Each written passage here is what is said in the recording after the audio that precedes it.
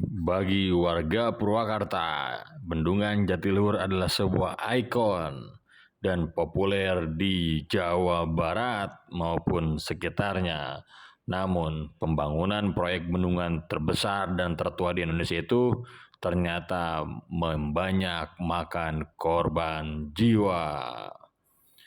Berdasarkan keterangan, jika ada ungkapan Waduk Jatiluhur dibangun dengan darah, air mata, dan nyawa, bukanlah dalam arti kiasan, melainkan dalam arti yang sebenarnya. Tercatat di antara 15.000 orang yang pernah bekerja pada proyek Jatiluhur, 27.000 orang mengalami kecelakaan kerja tidak langsung dan 2.100 orang diantaranya meninggal. Salah satu contoh kasus adalah seorang pekerja proyek PLTA Jatiluhur tewas karena jatuh ke danau buatan Jatiluhur bersama alat pengeruk tanah yang dijalankannya.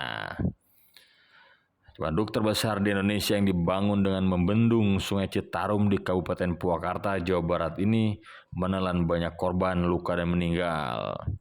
Peletakan batu pertama pembangunan waduk dilakukan Presiden Soekarno pada tahun 1957, sedangkan pengerjaannya dilakukan kontraktor Prancis.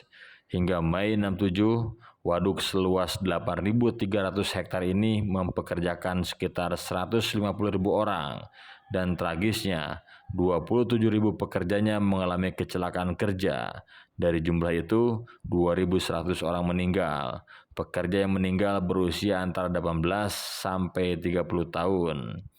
Meski demikian, ketika mendampingi Presiden Soeharto meresmikan Waduk Jatiluhur pada Sabtu 26 Agustus 67, Menteri Perindustrian Dasar, Ringan, dan Tenaga M. Yusuf melaporkan korban meninggal 181 orang dan 30 orang cacat berat.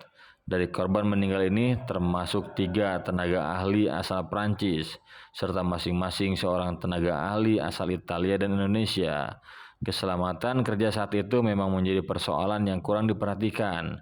Di sisi lain, ambisi untuk membangun infrastruktur demi kesejahteraan masyarakat sangat tinggi, sedangkan pengalaman masih sangat minim. Selain tingginya angka kecelakaan kerja, pembangunan Waduk Jatiluhur atau Waduk Juanda juga menyimpan cerita unik.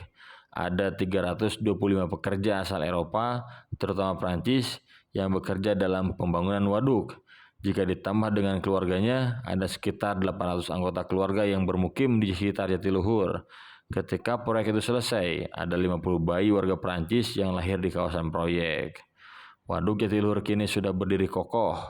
Airnya menghasilkan listrik, irigasi untuk sekitar 240.000 hektar sawah di Pantura, serta pengendali banjir.